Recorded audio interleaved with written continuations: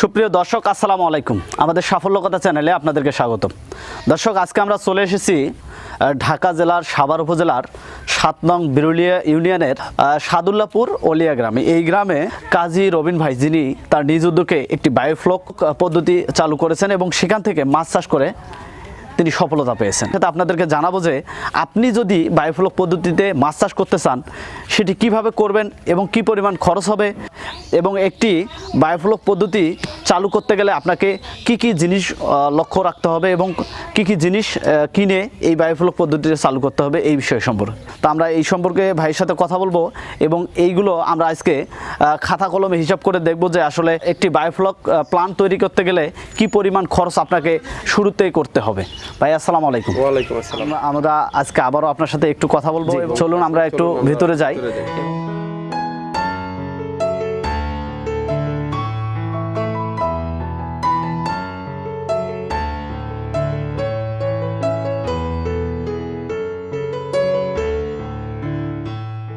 দর্শক, আমরা ফার্মের ভিতরে চলে আসছি। এটাই হচ্ছে বায়োফ্লক পদ্ধতিতে এখানে মাছ চাষ হচ্ছে।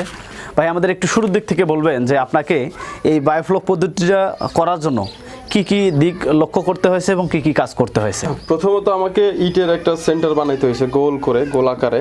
হ্যাঁ, 10 ইঞ্চির একটা গাঁথনি দিতে হয়েছে, ইটের গাঁথনি। সেটা আমার একটা রাউন্ডে মোটামুটি আপনার 154টা ইট লাগছে 10 ইঞ্চি করে দিতে।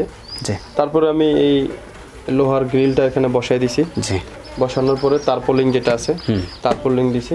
তারপলিং দিয়ে মাঝখানে একটা সেন্টার করছি। একটা সেন্টার মানে আউটলেট। এটা যেটা দেখতেছেন আউটলেট।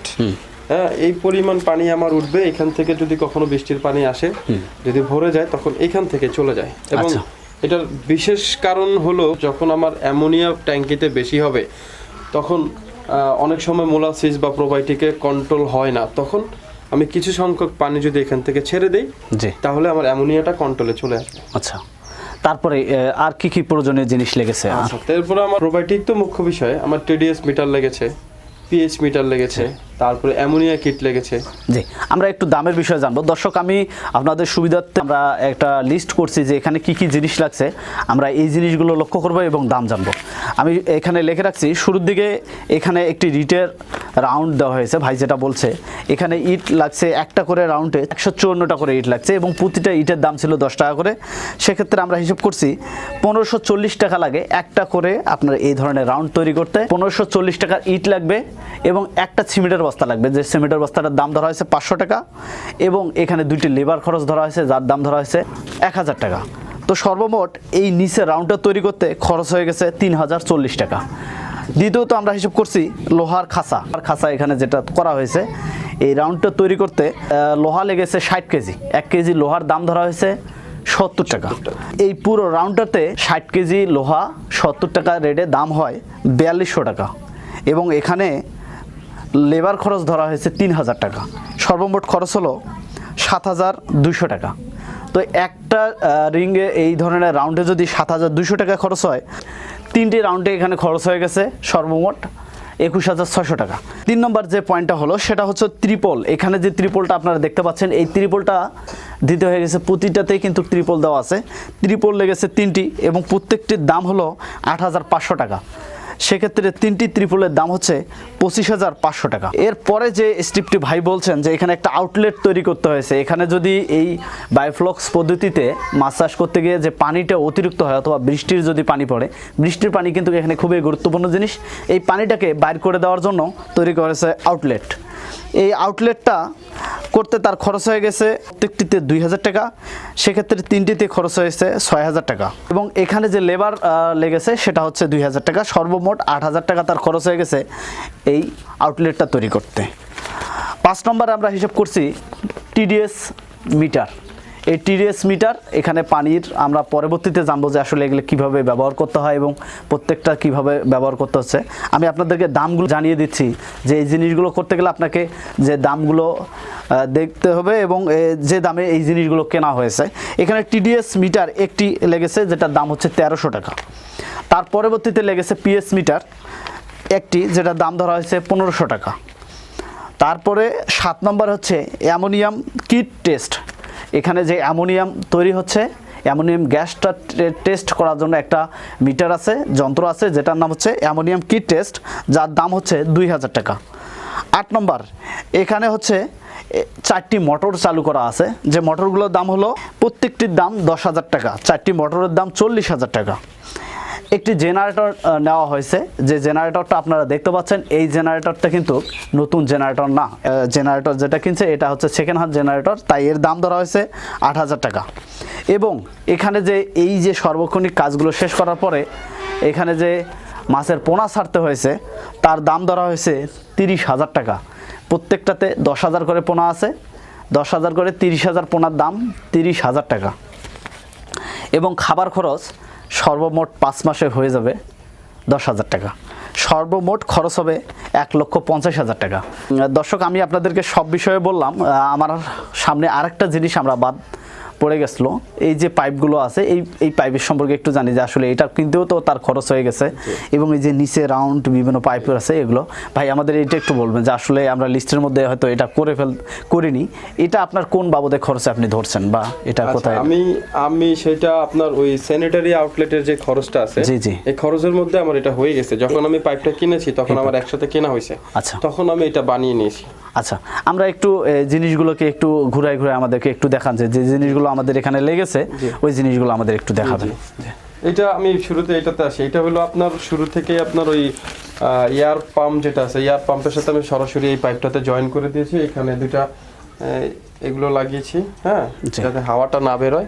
তখন এখানে আমি ফুটো করে দিয়েছি, এবং আমাদের এই যে গ্লু গাম আছে, গান আছে, ওই গান দিয়ে আমি এটা সিল করে দিয়েছি। এটা ফুটো করে দেওয়ার কারণটা কি? ফুটো করে দেওয়ার কারণ হলো এয়ারেশনটা যেটা আছে এটা পুরোটা পাইপে থাকার কারণে আমি এইখান থেকে পাইপটা দিয়ে আমি অক্সিজেনটা পানিতে দিতে পারতেছি সহজভাবে। আচ্ছা, ঠিক আছে, এটা বাড়ানো কমানোর জন্য করেছি, যে বাড়ানো কখনো যদি বেশি বাড়ে তখন কমিয়ে দিতে পারি, এর জন্য এটা করা। তারপরে করতে হয়েছে আপনার এইটা যে পাইপটা দেখতেছেন, এইটার সুবিধাটা কি? এটার সুবিধাটা হলো এটা তো একটা গোল ট্যাঙ্ক।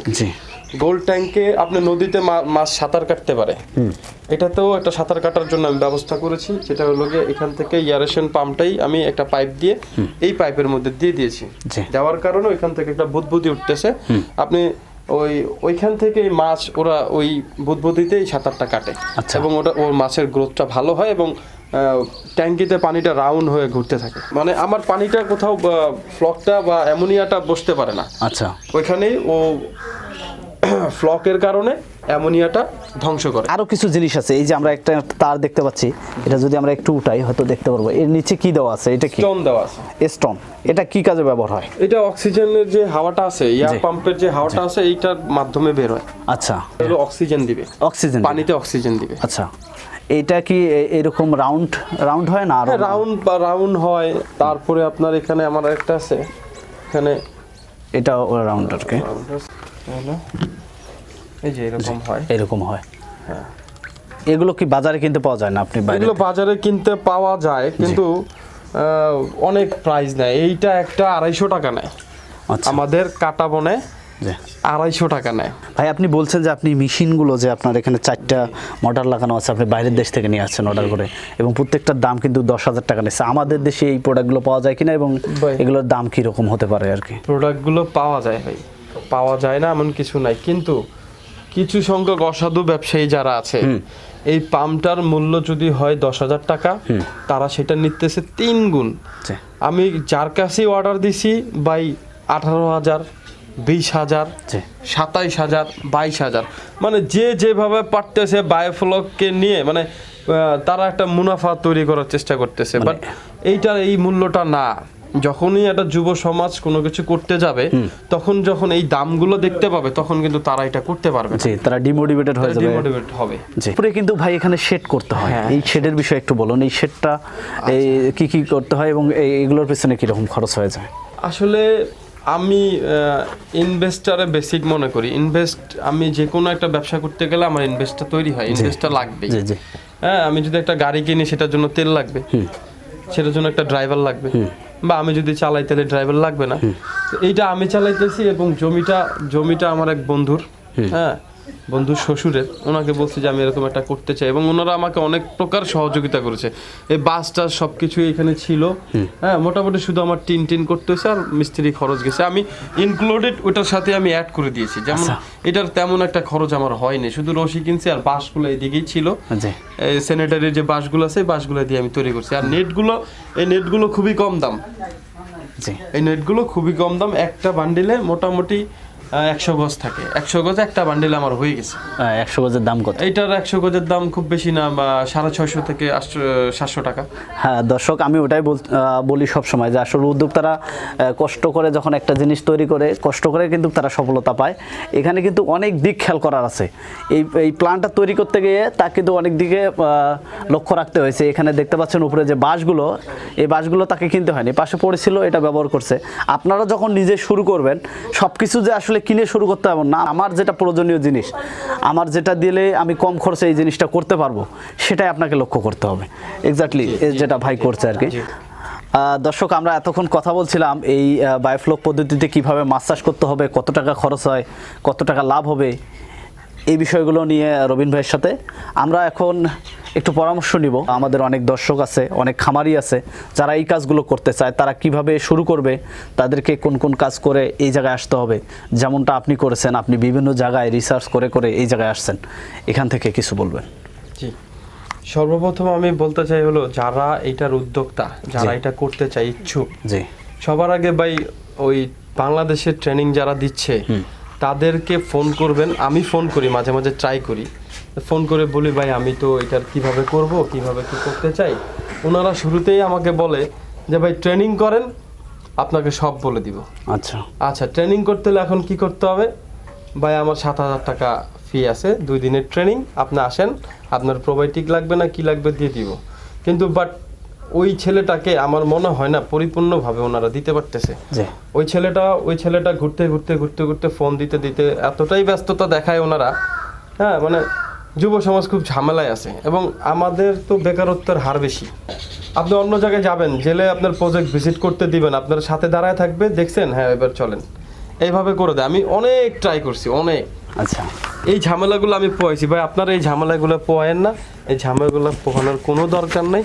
একটা সঠিক জায়গায় যদি মৎস্য বিভাগ থেকে খবর আমি পাইছি, ময়মনসিং মৎস্য বিভাগে নাকি ট্রেনিং শুরু করছে, হ্যাঁ, ওই ওয়েব পেজে সার্চ করলে ওনাদের সমস্ত ডিটেল চলে আসছে, আসলে কতটুকু কি লাগবে, কি খরচ, কি লাগবে, সমস্ত একটা লিস্ট ওনাদের পেজে আছে। তো যদি যুব সমাজ ওইটাতে, আমাকেও যদি বিশ্বাস না হয়, ওই পেজটা দেখলেই হবে, তারপরও কারো কাছে যে ধোকা খায়েন না আপনারা। আচ্ছা, আমি এই মেসেজটাই যুব সমাজকে দিতে চাই। আচ্ছা, আপনি একজন উদ্যোক্তা হিসেবে কি বলবেন এই মাছ চাষটাকে আরও ব্যাপকভাবে কিভাবে সম্প্রসারণ করা যেতে পারে, এবং এটা করলে আমাদের দেশের জন্য কতটা উপকার হবে বলে মনে হয় আপনার কাছে? আচ্ছা, আমাদের দেশের জন্য তো আসলেই উপকৃত হবে এইটা, হ্যাঁ, কারণ আমরা অনেকেই পুকুর পাই না। যেমন আমি মিরপুর 1-এ থাকি, মিরপুর 1-এ এরকম পুকুর কোথাও নাই। হ্যাঁ, আমি ইচ্ছা করলে আমার বাড়ির ছাদে করতে পারি, আমি ইচ্ছা করলে আমার বাড়ির উঠানে করতে পারি, আমি একটা ট্যাঙ্কি করলাম, এরকম অনেকেই করতে পারবে, অনেকেই করতেছে, হ্যাঁ, এইভাবে করা সম্ভব। আচ্ছা ভাই, এখানে শুধু যে তরুণ উদ্যোক্তা বা ছেলেরা আসতে পারে, এক্ষেত্রে বলবেন যে এখানে নারী উদ্যোক্তারা কতটা ভূমিকা রাখতে পারে? আচ্ছা, নারী উদ্যোক্তাও করতে পারে, বাসায় বসে খুব ভালোভাবে করতে পারে। আমি তো ওই দিন ইন্ডিয়াতে কিন্তু নারী উদ্যোক্তা অনেক আছে, জি, ওনারা করতেছে। বাংলাদেশেও মনে হয় একজনকে আমি দেখলাম ওই দিন ইউটিউবে, উনিও বাড়ির উঠানে করতেছে, জি, হ্যাঁ, উনি কতটা সাকসেস আমি জানি না, বাট নারী উদ্যোক্তারাও করতে পারবে। আচ্ছা, এবং শুধুমাত্র খাতা কলমে একটা বেসিক নলেজ নিলে, ছোট করে একটা ট্যাঙ্কি করলো, 3 মাসের একটা হারভেস্টিং বা 4 মাসের একটা হারভেস্টিং করলো, তারপরে উনি ওনার ড্রাইভটা শিখে গেল, উনি এরপরে স্বাবলম্বী হতে পারবে এটা দিয়ে ইনশাল্লাহ। ভাই, আপনি এই বায়োফ্লক পদ্ধতির মাছ চাষ নিয়ে ভবিষ্যতে কি চিন্তা ভাবনা করতেছেন, এবং আপনার কি চিন্তা আছে? আমার এগ্রিকালচারের, আমি আগেই বলেছি যে আমার এগ্রিকালচারের উপরে আগে থেকে একটু শখ বা হবি, হ্যাঁ, আমার করার ইচ্ছা আছে। আমি এটাকে আস্তে আস্তে এস্টাবলিশ করব, আরও বড় করব। আমি হয়তোবা সামনের মাস থেকে কাজ শুরু করতে পারি। মোটামুটি 20টা ট্যাঙ্কির জন্য আমি প্রোডাক্ট কিছু অর্ডার দেওয়া হয়েছে, কিছু আসবে, আমি কাজটা ধরবো আর কি, বড় করবো ইনশাল্লাহ। রবিন ভাই, আপনাকে অনেক অনেক ধন্যবাদ জানাচ্ছি আমাদের মূল্যবান সময় দেওয়ার জন্য, এবং আমাদের দর্শক শ্রোতা এবং তরুণ ভাইদের জন্য এই সুন্দর পরামর্শমূলক কথাগুলো বলার, এবং আপনি যে আপনার অভিজ্ঞতাগুলো আমাদেরকে শেয়ার করলেন এবং উদ্যোক্তাদের কাছে পৌঁছে দেওয়ার জন্য আমাদের কাছে এই জিনিসগুলো আপনি জানালেন, এর জন্য আমরা আবারও ধন্যবাদ জানাচ্ছি আমাদের সাফল্যকতা টিমের পক্ষ থেকে। জি, আসসালামু আলাইকুম। ওয়ালাইকুম আসসালাম। দর্শক, এই ছিল বায়োফ্লক পদ্ধতির মাছ চাষ নিয়ে আমাদের আজকের এই প্রতিবেদন, এবং রবিন ভাইয়ের কাছ থেকে আমরা জানলাম এই বায়োফ্লক পদ্ধতি কীভাবে মাছ চাষ করতে হয় এবং এর খুঁটিনাটি বিষয়গুলো বিস্তারিতভাবে জানলাম। আপনাদের আশেপাশে সফলতার গল্পগুলো আমাদের জানিয়ে দিন, আমাদের সাফল্যকতা টিম চলে যাবে আপনাদের কাছে। ধন্যবাদ সবাইকে।